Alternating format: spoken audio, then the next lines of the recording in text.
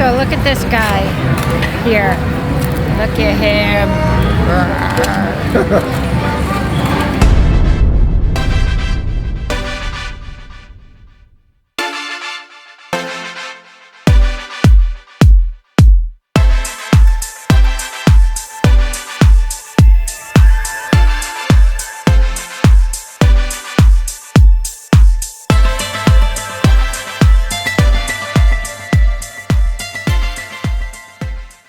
So we have arrived, and locally all we can smell is the fish here. So we're in like the middle of a fish market. So yeah, it's all in there. So we're expecting to be very close to the restaurant. We no sooner finish videoing the entry area to this little street, we've come across the restaurant.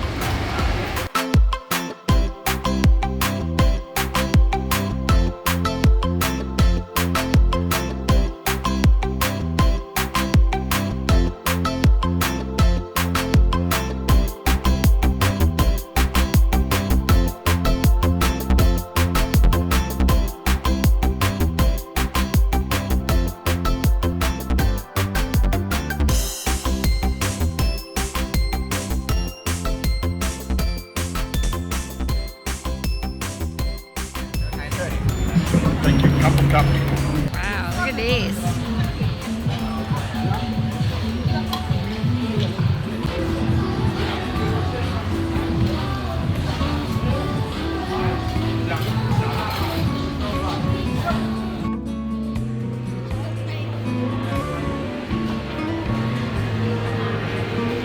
As always, I end up at the desserts first.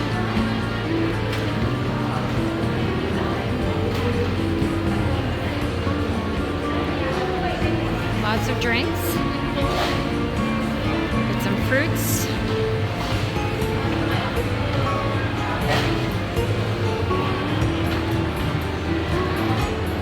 Some more Thai traditional desserts.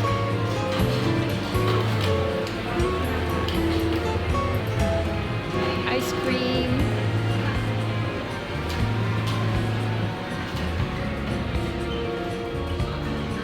Oh wow, look at this. All kinds of noodles. Stir-fried curry. Looks like crab legs. Amazing. Look at this seafood bucket. Wow. Nice fresh vegetables. Salads. Right over here.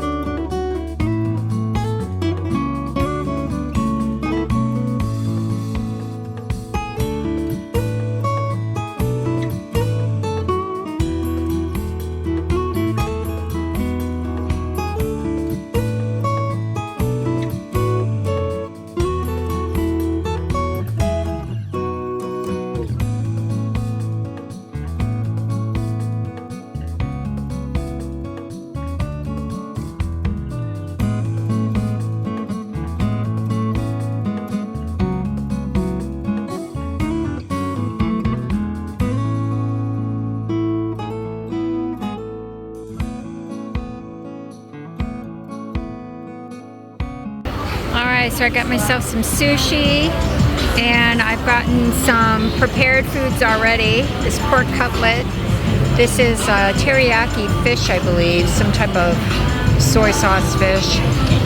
Some dumplings, and some fresh vegetables, and some beef. And there's Dave. So we started with stuff that doesn't even need to be cooked. Yeah, we haven't even started to utilize this here. This is where you'll cook all your meats and stuff on here, as well as seafood. And Dave's got quite the nice selection of sushi himself. I sent Dave the buffet area to bring back some stuff that we can actually cook here. And look what he has selected. So I got one of each for us, so we don't overdo it to start. Giant river prawns,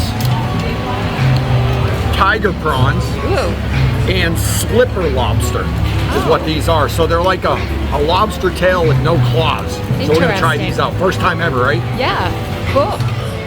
I now have my tongs and I am going to cook, hopefully well. What are you doing, Dave? What am I doing? Yeah, I was videoing you do your video. Squeeze your head. All right, got my tongs. I'm ready to do some cooking. So look at this guy here. Look at him. He's got legs. Kind of big.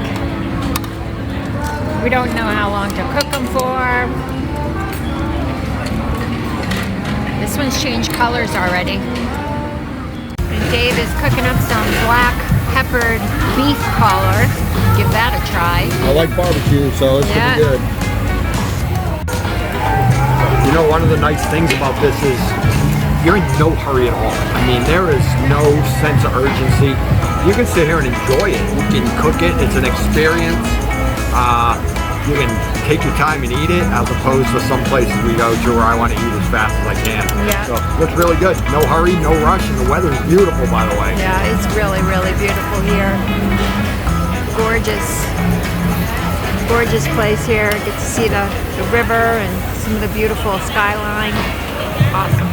We watched somebody else come here and do a video, and they tried out some of these sauces, and they had different levels of spiciness to them. I'm gonna tell you something, they're all spicy. My eyes are watering. Let me show you what we got. This is more sweet, and these are, I can't even describe them, but they're all super spicy. This expertise. Are you making fun of me? Remember, it's going to be your turn soon, Kim. Yeah, no, I think maybe I'll just have you prep it for me. Wow, did you see that? How easy that was? Yeah. All right, he's digging it out. Is it done? It's done, and guess what it tastes like? Lobster. It tastes like lobster. Somebody peeled Kim's slipper lobster tail for her, and that's what's left. And they are small, but let's see what her reaction is. This is her first time ever eating slipper lobster. You think I should dip it? Yeah, a little bit. Which one? Don't dunk it, the red one. Don't dunk it, just touch it.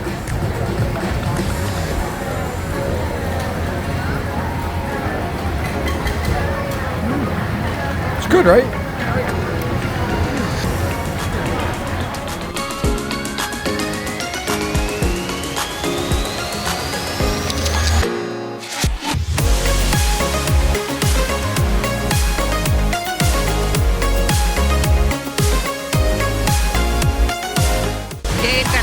Sea bass to himself. They had two types of sea bass. They had a deep fried and they had like a baked one. And I went with the deep fried one. That looks really good. It looks really good. I want to try a piece. This is what we get to eat with it. The dipping sauce. Yeah, I think the brown sauce is probably the less spicy and more sweet of the other two, or of the three. So if you're looking for something a little bit kinder to your palate, I would go for this one. And I got dessert because I really like dessert. I'm craving sweets. Really good. Nice and light and creamy. I'm liking this. So good. Dave, Yeah. I just ate a cream puff. Yeah. So good. So good. Are you gonna have another one? I think so. So this is kind of interesting. It's like almost like a thicker cake, almost like a brownie, and then it's topped with a caramel and nuts. It's quite good. So far though, that cream puff was the best so far. Ah, there you are. Get your fruit. What's that? Looks like some type of... Can't remember what they're called. Yeah. Lychees. Lychees. Dave, You thought those were the lychees or lychees. What is it? They're hard. I don't know what they are. Oh. All right. So I once again went back for more of these. These are the cream-filled little things, cream-filled puffs. They're my favorite. Yeah, good. And this cake right here is really light and fluffy, and the frosting is nice and creamy. So good. My favorite as well.